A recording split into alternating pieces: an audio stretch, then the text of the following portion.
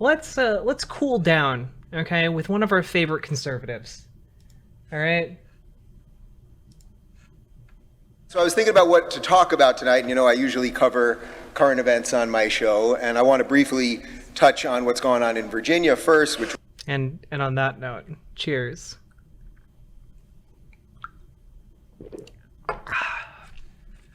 Rod just referenced quickly, because I think today, although I don't think that most of the solutions that we are going to need and hopefully will find in this country will be purely through politics and certainly through the political class that we have right now, I do think today is an incredibly important moment for the future of this country. What's happening in Virginia right now is sort of a bellwether for everything that this country. As a black person, we don't care about white people say, as long as you don't come in our hood with that. As long as you don't come in our hood with what? You lost me a little. Drew in Georgia, thank you for the follow. And Wolftarian, I see you just followed me again. Does that mean my best boy unfollowed me? How dare you? How dare? Conference has been about. If wokeism and leftism and collectivism is going to continue to be on the march, it's going to go through McAuliffe, it's going to go through Virginia, and suddenly in the last 2 weeks. What does it mean for wokeism to be on the march? That's not a thing. Being woke is just having a basic awareness. Why would I hate you, Wolftarian? Like, maybe that isn't going to happen. And I try not to spend too much time on the self-imposed mental institution that is Twitter, but I was looking around Twitter. Maybe Dave Rubin means that people being he sees people like being awake and walking around. He thinks that that's wokeism on the march. This morning, and you can sort of feel it. You can sort of feel people going, man, the anti-woke people, if we can get a win.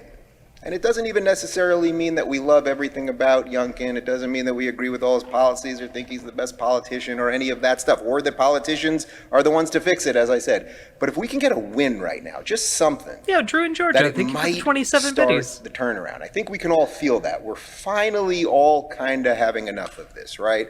We let it happen. I referenced this last night. It was like, all of these kids that were in college with blue hair and genderless and screaming at professors and, causing, Berkeley to spend something like $400,000 to secure the campus when very scary for. Wait, all of those things are based, though. Having blue hair? Based. Having intense disagreements with your professor? Based. Berkeley securing their campus? Based. 4'7" Ben Shapiro showed up. It's like, he's very small. He's actually in my pocket. You guys want to see him? There's a feeling, though, that they've overstepped, right? They've really overstepped. Old man house phone. They put 27 biddies. We're going to inject the kids with the vaccine. And it really doesn't even matter what you think about vaccines. And in a certain respect, it doesn't even matter what you think about mandates. The fact that the FDA, I'm sure many of you saw the video just a few days ago, the FDA board was talking about vaccine mandates for children. And one of the doctors actually said on video, we don't know what it'll do. That's why we have to give it to the kids. I mean, this is the level of craziness that we are dealing with, right? Can we fact check this? Let's take a moment to fact check this. FDA doesn't know what vaccine will do to kids.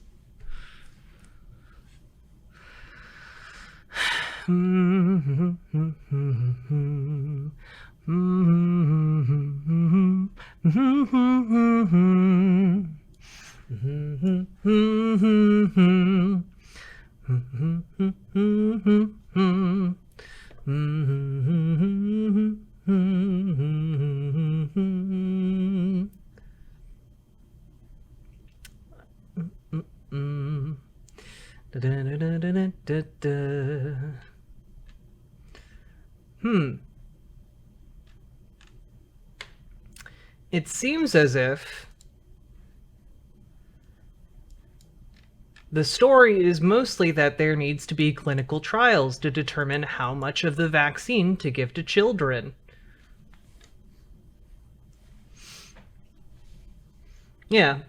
Children are not small adults, and issues that may be addressed in pediatric vaccine trials can conclude whether there is a need for different doses or different strength formulations of vaccines already used for adults.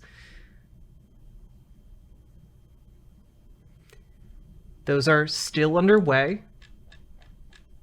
As of October, let's see if there's something new.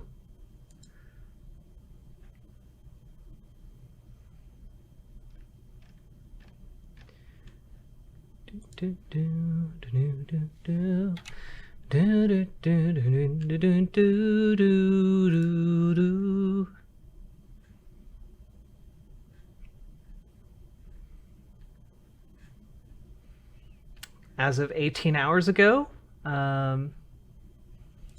let's see.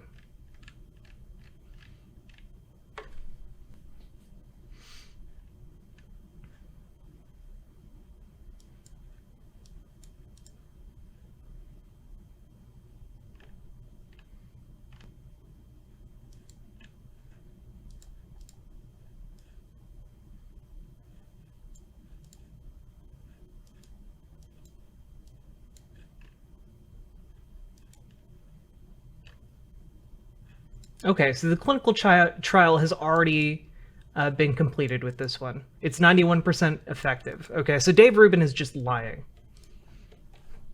Or, like, misrepresenting the idea that they're still doing clinical trials on other formulations of the vaccine. They are using our children as experiments. Yeah, like Drew in Georgia, yeah, there's one approved vaccine for children under 12, and the others are currently in clinical testing. And Dave Rubin is talking about the clinical testing ones as if those are the ones that have been approved to be used. They are putting people in masks and locking people at home. We know all Archangel, of the thank you for the endless 69 things that biddies. this is doing to us psychologically and culturally. I come from a place called California. Thank you, one person booing it. The one other Californian here, obviously, where it's like living in another country, truly. I mean, these last couple days in Florida where I've seen your faces, people smile. And sorry, I needed to lose a few brain cells to really inhale the powerful ideas. Aren't afraid of you. I mean, we've done something so incredibly dangerous, and look how quickly they did it. Look how quickly they did it. And that's why last night I said, you know, you have to give the devil his due here. We can all run around and say wokeism is ridiculous and these people are buffoons and they don't know what they're talking about, and okay, fine, so be it. They all seem like clowns, but you kind of... Hey, does someone want to gift Old Man House Phone a subby? They seem like a good bean, and I think they deserve one. Have to admire it, right? Look how much destruction they have created in really a couple years. And I know we can talk about sort of the long march through the institutions, and this was all happening in colleges 20 years ago. I get it. You know, I talked to some of my conservative Monster. friends Thank now, you so much. people that I thought were very scary right-wingers like Dennis Prager and Larry Elder and Glenn Beck, and I'll say something and they'll go, yeah, Dave, that's what I was saying 30 years ago. Oh, God. Do we need to watch the interview where he gets bodied by Larry Elder? It's so embarrassing. Thank you. I appreciate that. But just in the last couple of years, fueled by big tech, this woke thing has done so much destruction. And that's why I really do think that this election today in Virginia is so important. And it's funny because I love that $27 here we spinach are in monster. Florida. It should probably have nothing to do with any of us, right? Unless any of you here live in Virginia, in which case I hope you voted a couple times before you got here. Unless you do, it really shouldn't have anything to do with this. I mean, the federalist system was set up so that the states would be separate and mostly independent, and the federal government would do a little bit to make sure we're, you know, in essence, not at war and we're having trade with each other and things of that nature. But suddenly it feels very important. It feels very important that this Virginia race go the right way, because one of the things that I talk about often on my show is we need a little hope. We need, I toured with Jordan Peterson. He would often talk about that. It's true. Even conservatives need a little hopium. Want a sub, but I way over gifted this month? Well, if maybe someone in chat is willing to gift you a sub, Drew in Georgia. We got some supportive homies. Star in the distance. He would reference Pinocchio and When You Wish Upon a Star. And I think we've sort of lost that in America right now. You did a very good job. We're all sort of wandering around. We wake up every morning, you go online or you watch the news, you see the next ridiculous thing that these people are throwing on us, whether it's... Stoudman, that emote is amazing. I love it. Holy moly. It's so good. It's so good. The gender stuff or the vaccination stuff or just... Old man house or now phone. Joe Thank you for Biden gifting is Drew going to in solve Georgia climate. I mean, the guy fell asleep at the talk yesterday. Did you see that? I'll send you the PNG if you want. We Absolutely. are just inundated with stupidity, and we need some hope. So I think today there is some hope. And I'll be talking with Jonathan Isaac, who you guys might know, who's the Orlando Magic basketball player, who's come out against vaccine mandates. We just had a little talk. I'm going to talk to him. Yeah. It's not an easy feat for a guy like him. Kyrie Irving is the one that most people Joy know. Drill Kill, you should give it to Mithril Mist. Got $80 million or something. Another good Jonathan homie. Isaac's only been in the league for a couple of years. He has a huge, bright future that he's put on the line. But I don't know if it's even public yet, but I'll be interviewing him tonight, right up here, before J.D. Vance speaks. And he's ready to step into a wider world and realize that I don't know that he considers himself a conservative or a Republican or that he'd ever thought he'd talk at a conference like this, but he was very excited to come here. And we need that sort of thing. We need more and more people to realize that the machine is not going to save us. And again, great, let's... What? He's been talking for 6 minutes, and he's literally said nothing of any substance or value. Hey, the Rizzy. Lurking for a minute? Well, I appreciate all lurkers. Let's get Youngkin in. Let's hopefully get a little signal out to the system that things... Like when when people make fun of Dave Rubin being dumb, I cannot emphasize enough to you that Dave Rubin is one of the dumbest people in politics. The reason he left the Young Turks was allegedly he got offered more money to leave and go do his own thing. But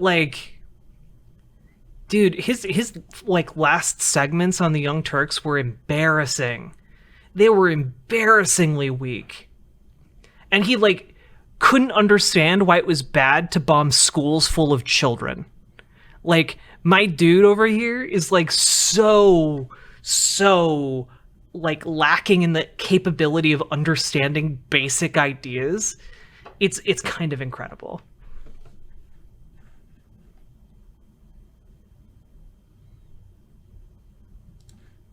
Can turn around, but it's just not the politicians that are going to save us. It's us that is going to save us. That really is the truth.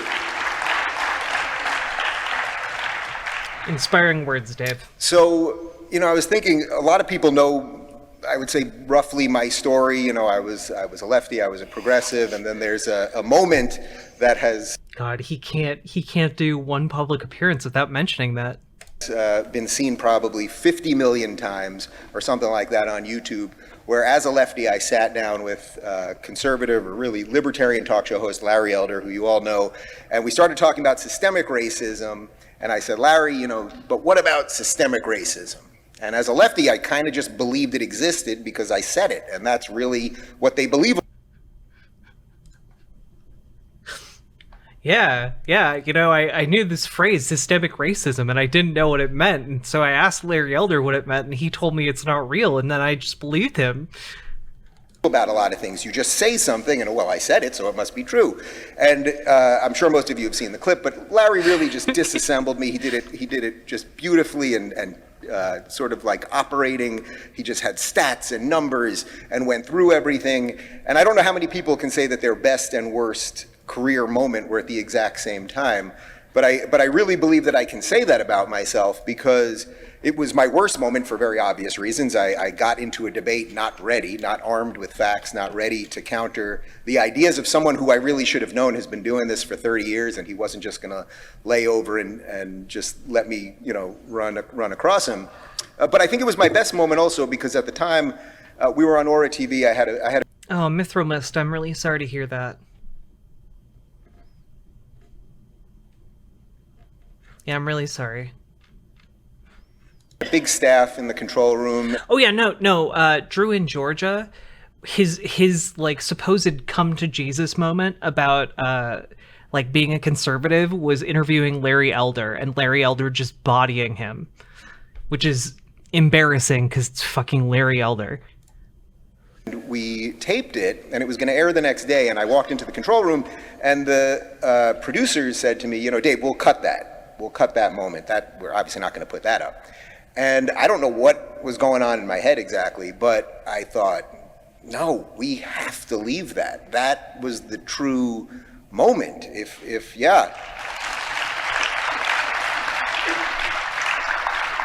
there's any... Yeah, his husband. I'm pretty sure TYT doesn't like cut sections of interview. Any purpose of being an interviewer or trying to explain to people what I believe or listening to people who know more than me, then when something true happens, we certainly can't cut that. And over the next couple of days, it got cut across YouTube and, all the usual headlines, conservative destroys libtard and the rest of it. And I was like, oh God, what a headache this is going to be. But, within about 48 hours, I started looking at the comments, which is not something I recommend any sane person do, but I was looking, and I saw a lot of people were kind of like, it seemed like Rubin paid attention. It seemed like he wanted to continue the conversation. And I really did. You know what? The internet is a beautiful place because you can actually go and look at that video.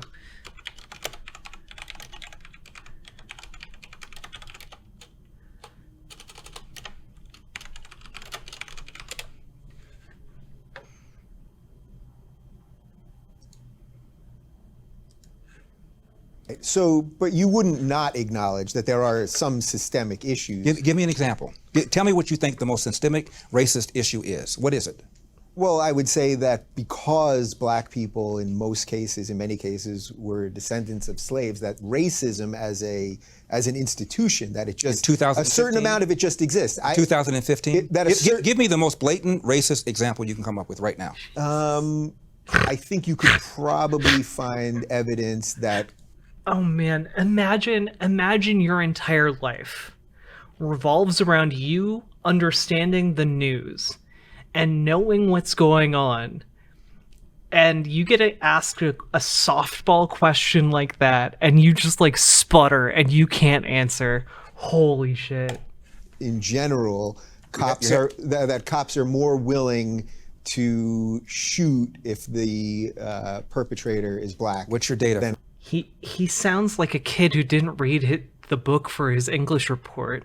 White. What's your basis for saying that? Last year... Well, look, I know a lot of people would say, look what's going on in Chicago. I know what they would say. Yeah. I'm talking about what the facts are. 965 people were shot by cops last year and killed. 4% of them were white cops shooting unarmed blacks. In Chicago in 2011, 21 people were shot and killed by cops. In 2015, there were 7. In Chicago, which is a third black, a third white, and a third Hispanic, 70% of the homicides are black on black. About 40 per month, almost 500 per year last year in Stellar Chicago. Wingman. And 75% of them are unsolved. Where is the Black Lives Matter on that? The idea that a racist white cop and shooting unarmed black people is a peril to black people is BS. It's complete and total BS.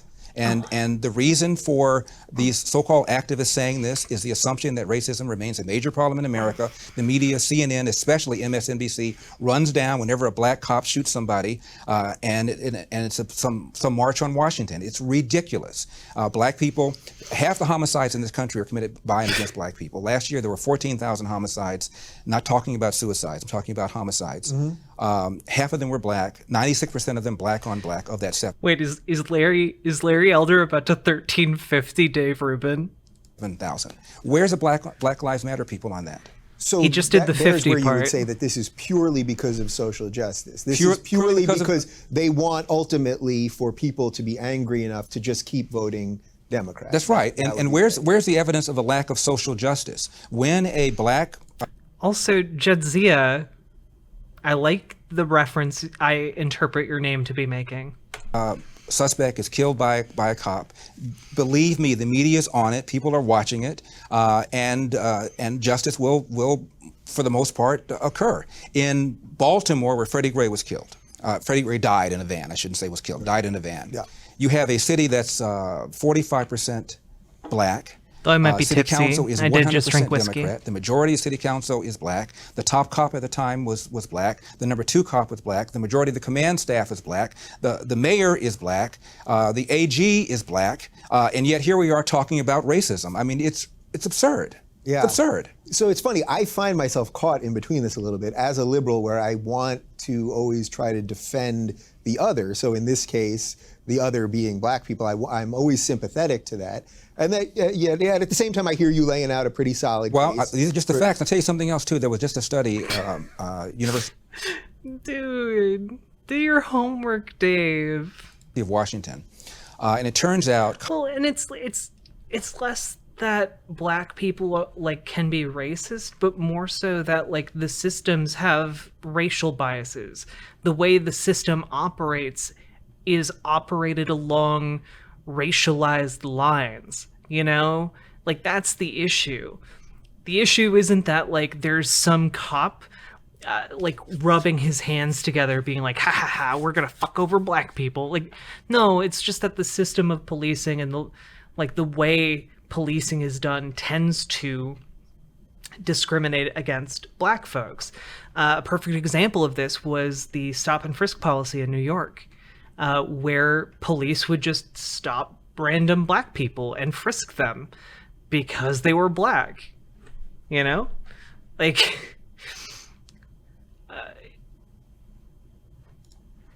more reluctant, more hesitant to pull the trigger against a black suspect than a white suspect. Probably because of the fear of being accused of racially profiling and the fear that the civil rights establishment was going to come down on him. So if anything, whites are more likely to be shot by a cop under certain circumstances than a black person.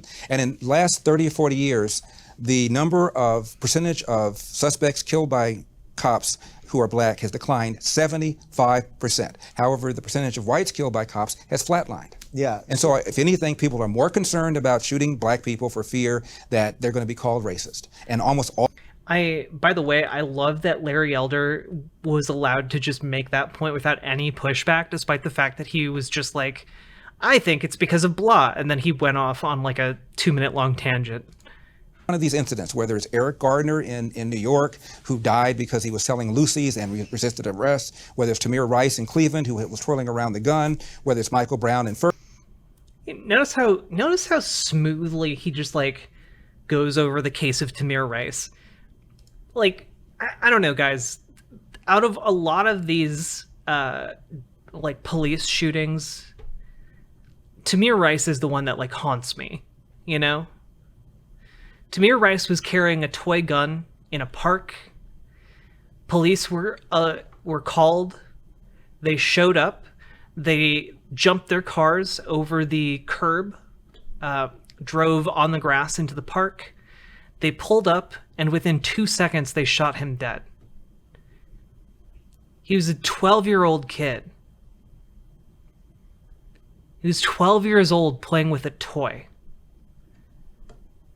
in an open carry state, and they just shot him dead within 2 seconds. And like, Larry Elder has the absolute gall to just like gloss over that name. Ferguson, who had just committed a strong arm robbery. Almost every one of these incidents involved somebody resisting arrest. Why don't you just do what the police tell you? My dad said, when I get pulled over, have my hand at 10 o'clock, have my hand at 2 o'clock, say yes, sir, say no, sir, make sure my paperwork is in order. And if I feel the cop is mistreating me, get a badge number and deal with it later on. If Jesse Jackson and Al Sharpton and Obama and the whole group of them told black people to do that, we'd have a lot fewer of these things to deal with in the first place. Yeah. All right. So I'm with you. I'm hearing a lot of what you're saying here. So as a black conservative, then. Oh man, Philando Castile as a Minnesotan, that one made my blood boil. The NRA didn't say shit, and he got killed for obeying a police officer. You've laid out your case there. But you haven't laid out yours. I asked you to name the most important example of racism, and you gave white cops going after black people. And I told you, gave you the facts for that. So that's nonsense. So you must have something else. What else is it?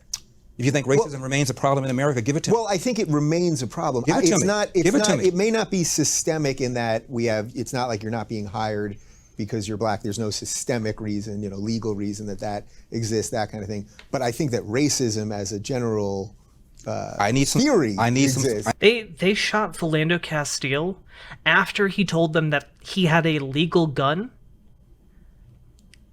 and while he was complying with the police officer's orders. And they shot him to death in front of his girlfriend and his child. Specifics. You gave me the white cop thing. What else? Give me another example where you think is a problem. Well, as a black conservative, tell me how do you get? Oh my God,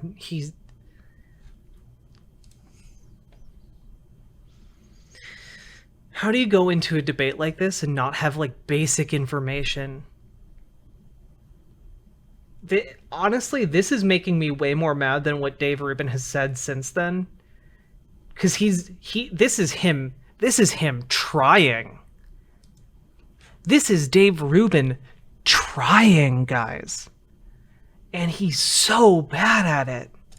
You're the one who made the assertion that you think racism remains a major problem in America. I asked you to give me an example. You gave me white cops going after blacks. As far as I'm concerned, you didn't hold it up very well. What's the other argument you have? What's the other thing? Well, I don't know that it's systemic in the sort of macro sense. I'm not mad. I just want to know what it is you're talking about. That's exactly what. Believe me, that's 100% why I wanted to have you. Blacks are not getting into school. BS. We have affirmative action. So a black person with an SAT and a GPA of X will get into a school faster and easier than a white person with an SAT or a GPA of X. And if going to school is a route to the middle class. Honestly, it's been a long time since I watched this. This is worse than I remember it.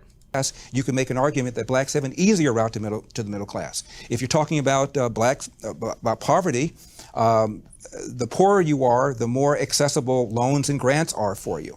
The problem. Really, Larry? Are you sure about that one? Are you sure that it works? The poorer you are, the more accessible like getting loans and grants is? Because I'm pretty sure if you're poor, getting loans is like the hardest thing to do. The biggest burden that black people have, in my opinion, again, is the percentage of blacks, 75% of them, that are raised without fathers. And that has every other social negative consequence connected to it. Crime, not being able to compete economically in the country, being more likely to be arrested. That's the number one problem facing the black community. And when I hear people tell me about systemic racism or unconscious racism, I always say, give me an example, and almost nobody can do it. So the family stuff. So I'll follow your logic there on the family stuff. What can actually be done about that then? I mean, because that's a big reverse the welfare state. In 1890, 1900, you look at census reports. A black kid, believe it or not, was slightly more likely to be born to a nuclear intact family than a white kid. Even during slavery, a black kid was more likely to be born under a roof with his biological mother and biological father than today. What's happened is Larry just unironically defending slavery in front of Dave Rubin, and Dave Rubin is just going to silently sit there. That's wild. He literally just said black people were better off during slavery because they were more likely to be born into a nuclear family.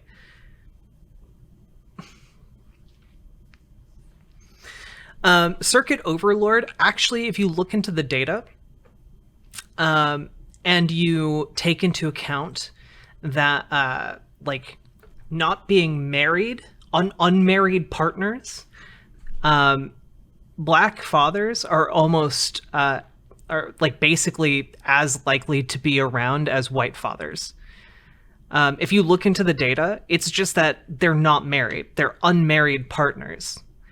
Rather than married partners. Probably because the marriage industry is fucking expensive in the United States. It's like, well, I think the average wedding is like $30,000 or something. So when we talk about fatherlessness, it's largely something that is built around the institution of marriage as opposed to actually lacking fathers. But if you wanted to look at like why does there seem to be like fewer fathers around? Well, you might want to look at the war on drugs that has incarcerated 250,000 people. We have the largest population of incarcerated people on the face of the earth, and they are predominantly Black. So, I mean, you can push back on it with statistics, and you can also push back on it with the fact that we have, again, a criminal justice system that is biased against Black people, and is also biased against poor people, and Black people are more likely to be poor in America because of history, the economic and social history of our country. We launched this so-called war on poverty in the 60s, where literally Lyndon Johnson sent people knocking on doors. I lived in the 60s, and people knocked on doors apprising women of their availability to welfare, provided there was no man in the house. And we went from 25% of Blacks being born outside of wedlock in 65 to 75% right now. And you look at how much money that we spent on welfare. Notice what he just said. Outside of wedlock. That's the key. The fathers were still around. They just weren't married. Because it's fucking expensive to get married. Spinach Monster, thank you for gifting a sub to You're Not My Dad. And the lines are parallel. It was a neutron bomb dropped on this country, not just on the Black community, but on people in general. At one time, only about 5% of whites were born outside of wedlock. Now, 25% of whites are born outside of wedlock. I was in college in 1970, and there was a report called the Moynihan Report, The Negro Family, A Case for National Action. It was written by a liberal, by a man who became a Democratic senator from New York. And at the time, 25% of Black kids were born outside of wedlock. He said, my God, this number is horrific. If we don't do something about it, it could get even higher. Well, fast forward, 25% of white kids are now born outside of wedlock. It is the #1 problem in this country. And what we've done, in my opinion, is Might be a little bit easier to get married, Larry, if people had more disposable income, like with, say, a higher minimum wage, stuff like that. You know, the policies you advocate against. Might be easier to get married if people had the disposable income to spend on marriages. Economically incentivize women to marry the government, and we've allowed men to abandon their financial and moral responsibility. And now we have this. Man, Dave Rubin is such a joke. And then I started having conversations with some of the people that I referenced earlier, like Shapiro and Prager and Beck and all of these people. By the way, fuck fighting for a $15 minimum wage. Fight for a $30 minimum wage, okay? Because guess what? We started fighting for a $15 minimum wage over 10 years ago, okay? Over 10 years ago, we started fighting for a $15 minimum wage. And guess what? We still don't have a $15 minimum wage, and inflation has happened. The cost of living has gone up. And now, if $15 had kept pace with just inflation, not anything else, $15 minimum wage would have to be like $24 per hour to be what it was intended to be 10 years ago. So my proposal is fight for a $30 minimum wage, because by the time we actually get a $30 minimum wage, that's what the minimum wage should be. You've been listening to me screaming into the void, haven't you? I've been collecting your thoughts via the key in the atmosphere. It's swirling around into my political spirit bomb. And I realized that there was a much wider world, and a world which I think sort of now I can bring this into why we're all here, a world which we have got to save. I mean, we are handing it to people who don't deserve it. And we all know it, right? We all know something is very wrong. And, you know, no matter what you think you have, they want. I mean, Dave Rubin still has a lot of pull, guys. He has 1.6 million subscribers on YouTube. This video that came out like a couple days ago has over 100,000 views. Like, he still gets the pull. He's just boring as dirt. And they are coming for it. There is no norm. Look how different the world is right now as we stand here on November 1st, 2021, than it was in February of 2020, right? I mean, basically, we are in a completely different world in less than 2 years. Remember, we used to talk about things just 2 years ago, less than 2 years ago. We had never heard the phrase 2 weeks to flatten the curve. Now we don't hear it anymore because they decided it was useless. It wasn't needed. We don't talk about herd immunity. They have just pushed and... Dave, we successfully flattened the initial curve. The entire point of flattening the curve, Dave, was to make sure our hospital systems didn't get overwhelmed by the initial surge of patients. Because if that happened, people would start dying of other things like heart attacks, which has happened in places like Florida.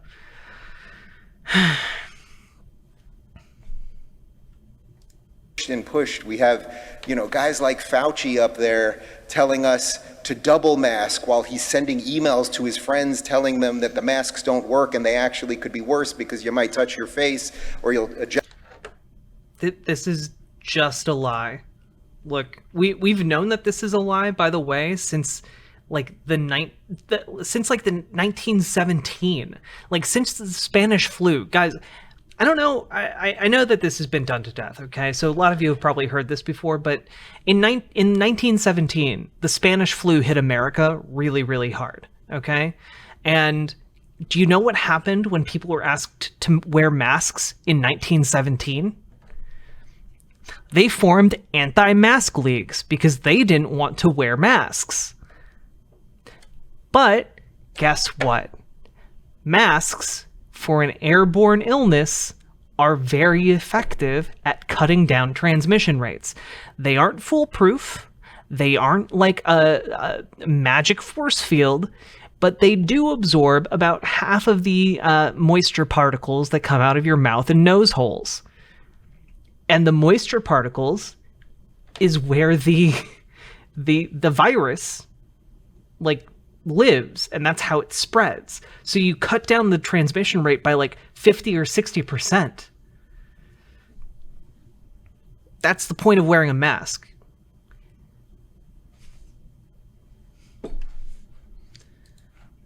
So you do touch your face more, and that's not going to work. And the litany, I don't have to go into all of the things that they have all said that they don't do. And Gavin Newsom, you know, locking kids at home while he's eating at French Laundry, and every single Democrat politician on this, you know, the height of absurdity as they flaunt their own rules in our faces and all of these things.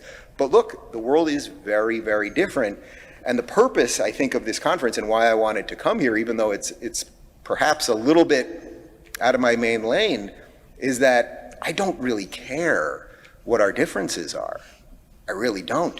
I know that some of us in this room, yeah.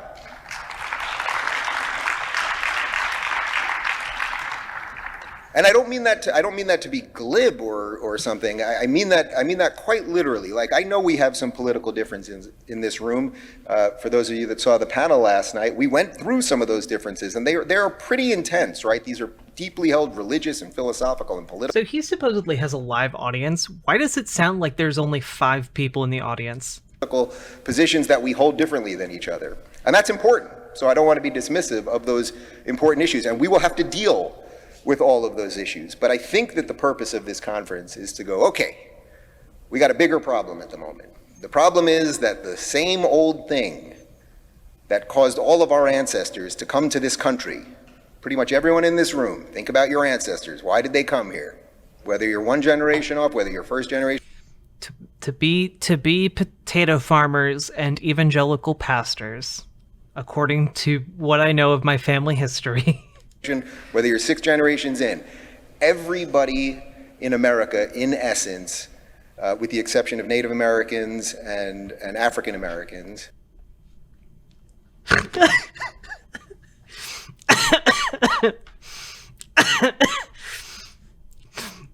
He adds as an afterthought.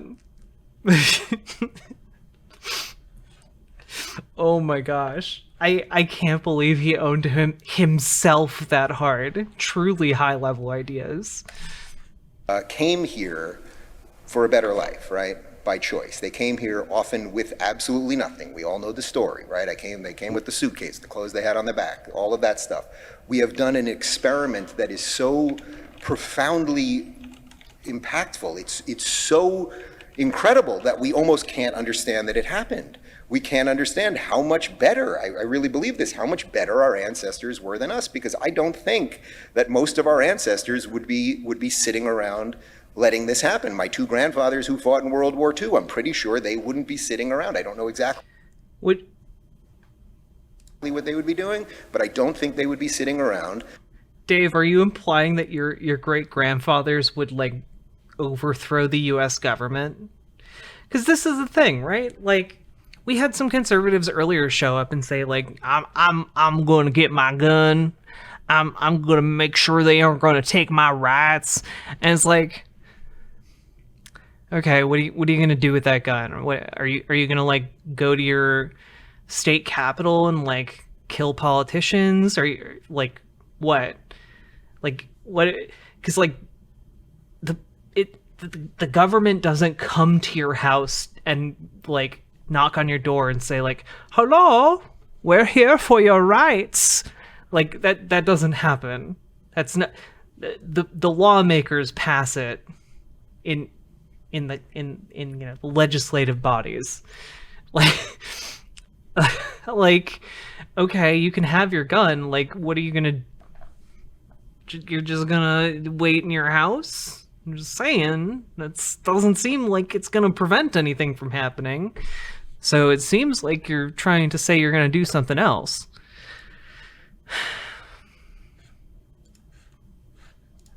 Letting this happen, and we're all letting it move on us, and that's why when I say whatever our differences might be, and again, not to diminish them, they are deep. True, Noam Chomsky. But if you would like to save this thing, if you think that America is worth saving, we have half the country seemingly at the moment that does not think that this experiment was good. And the irony, of course, is they never leave, right? They always tell you they're going to leave. They always tell us. By the way, I'm pretty sure almost everyone on the left likes democracy. I'm pretty sure almost everyone that Dave Rubin is referring to likes democracy. They just critique the history of this country and point out how things could be better. It's like, leave. I'll buy Lena Dunham a ticket. Go already. Let's get some of the Chelsea Handler. You gotta go. Man, but they don't. When was Lena Dunham they don't leave because relevant? They have extraordinary success, extraordinary wealth, extraordinary health. All of these things that they only take for granted because of our success. So whatever our political differences are, we've got to put them aside at the moment. And then I would say if we can get some of these wins. So let's say Youngkin actually wins in Virginia, and it sends a signal, right? It sends a signal across the country. Holy cow, maybe there's a real pushback against wokeness. The system that we have, the federalist system, that these states are supposed to operate independently. In some ways, it's working at its highest level right now, right? The states are so profoundly different right now that in many ways it's like being in different countries. When I'm in California, it feels dark and depressing, and everyone's masked, and you can sort of It's true, guys. Have you ever seen a picture of California?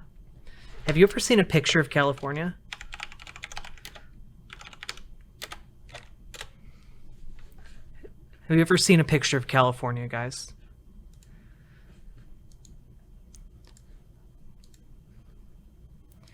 This is what it looks like. You know, they don't tell you about this.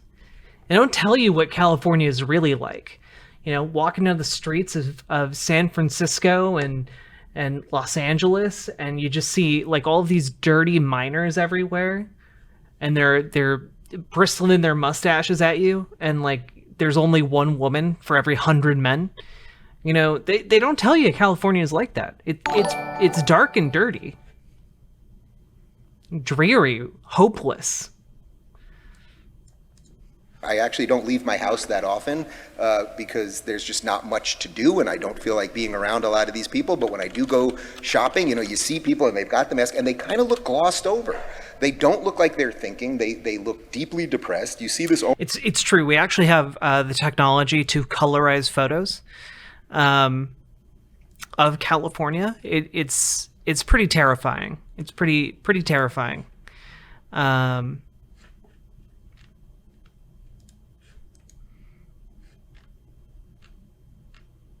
Let's see.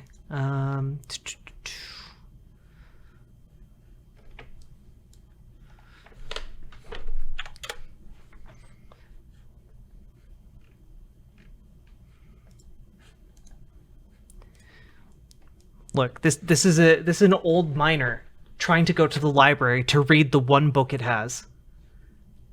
Chilling stuff. You see this almost everywhere. Almost everywhere. I live in Los Angeles, which is a particular brand of the craziness. But in some ways it shows you that the system's working. These people seemingly want it, right? Larry Elder ran a great campaign, I think, for the recall. It did not go well, obviously. Oh, Ferris himself, thank you for the follow. And the way the media treated Larry, you know, the LA Times calling him the black face of white supremacy. I mean, yeah, like stuff that you truly cannot imagine. Joe Biden showing up a day before the recall, refusing to even say Larry Elder's name and calling him a Trump clone, a man who grew up in South Central LA, the son of a janitor, came from nothing, who has made himself into, I think, one of the, you know, the best public thinkers that we have in the country. Oh God, imagine saying that about Larry Elder. Oh my God. The way they dismissed him and attacked him and everything else. But I mention all that because California seems to want it. They've sort of made their decision. We like this. We like this ever-expanding state. We like the school boards that have complete control. He just can't stop licking the boots of the guy who bested him. Control over us. We'd rather talk about gender pronouns than fixing the streets or getting the homeless. Why not both? People off the streets, or why not that as well? Wait, but Dave, the left has solutions to that. It's called Housing First, where we give homeless people housing, and we can fix the streets by funding infrastructure bills, or public transit, which is easier on the infrastructure. Yeah, we actually have solutions to these problems. Or the drugs or the crime that's going up. You know, we bring in the DA who ruined San Francisco. I mean, literally, San Francisco, which I was also in San Francisco a couple weeks ago, which is a dystopian nightmare. It looks like Blade Runner. It is just an absolute nightmare. It's true. It's true, guys. All right. Do you guys want to see what San Francisco is like when you walk down the street? Okay? When you walk down the street of San Francisco. Oh my God. Fuck you.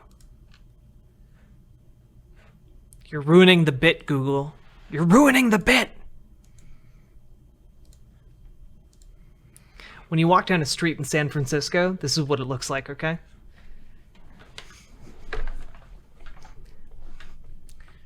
It's just dust storms. You can't even see the buildings around you. This man is actually in the middle of a busy intersection. It's true. It's true. They didn't fund their infrastructure, okay? That's just a picture of John Carter from Mars Jag. Fake news. No, it's a picture of Blade Runner 2049. Nightmare. Well, what happened? the DA of San Francisco became the DA of Los Angeles. Bernie-backed DA, his name's George Gascon, and now you're allowed to, in essence, steal up to, I think it's $850 or $900 worth of stuff, and they will not prosecute you, so you can... By the way, this is a common talking point. Dave Rubin's just lying, though. You aren't allowed to steal $900 worth of stuff. It's still illegal to steal things under $900. They're just not going to, like, send police because it's not worth it. Or wait, no, let me double check that. I know I'm right, but I feel like I got the a detail wrong there. San Francisco,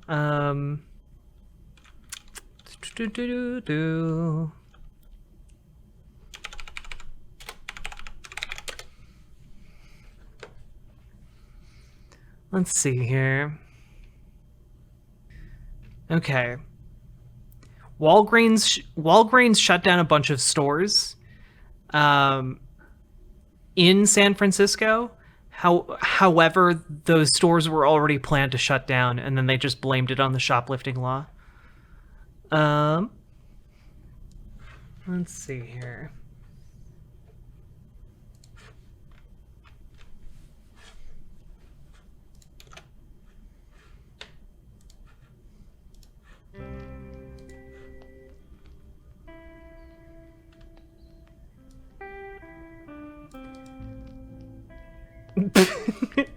Oh, okay. Theft actually went down 9% following the change.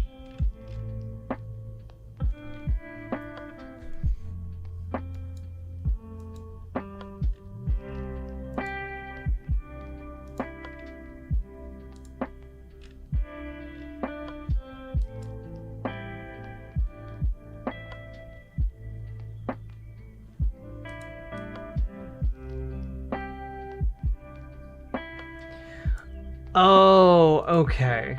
So here's the issue, right?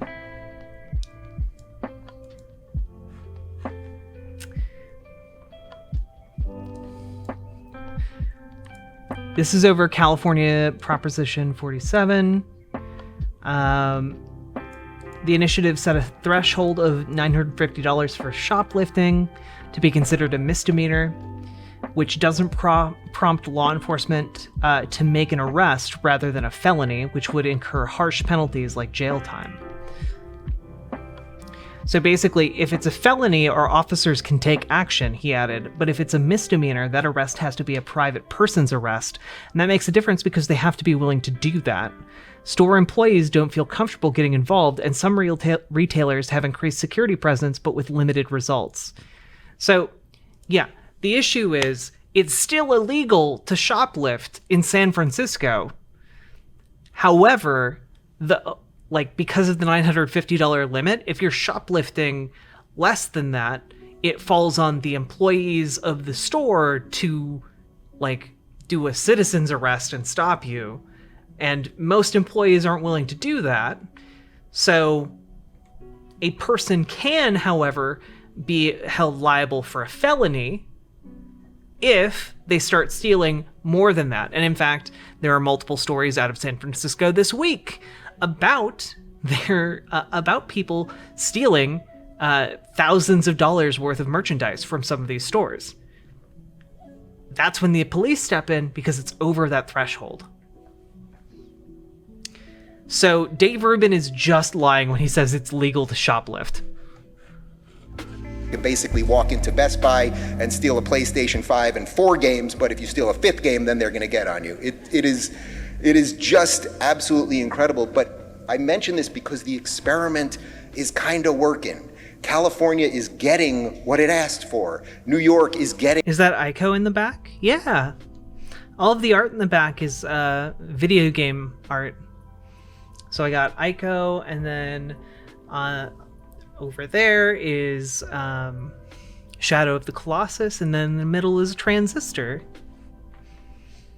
all very important games to me. What it asked for. You know, it's funny, as I'm sure many of you know, I was off the grid. I do this August off the grid, no phone, no news, nothing. Every year, I've done it for 5 years. When I came back this year on September 1st, Adam Carolla hosted my show, and he told me everything that I missed, and he told me about Andrew Cuomo, in essence, being taken out, and I didn't know who the lieutenant governor was. I had no idea. I didn't know if it was a man or a woman. I knew absolutely nothing about the person, but I said to him before he even told me anything, I said, I guarantee you, whoever it is, it will be worse. And congratulations, New York, it is worse, right? I mean, yeah. So that's the point. Yeah, I adore the theme song for Transistor. It speaks to me. States in many ways are breaking apart. Now I want to honestly, it was one of the games that made me realize I was trans. Keep this union, right? We're called the United States of America. United is first. We should keep this thing together. We need some of that glue. We've got to do this, or we'll be in some sort of perpetual low-grade civil war. That will not be good. The challenge on us, I think, is as the states kind of go in these different directions, and as a sort of new, I would say, broader, hopefully conservative movement comes together, the real question will be, well, okay, if certain places, let's say Florida is I would say, the pinnacle. Yeah, it's not for everybody, Lord Locke. Of doing it right, and Ron DeSantis, I actually met him last week. This is a good, decent man, and I hope he will run for president.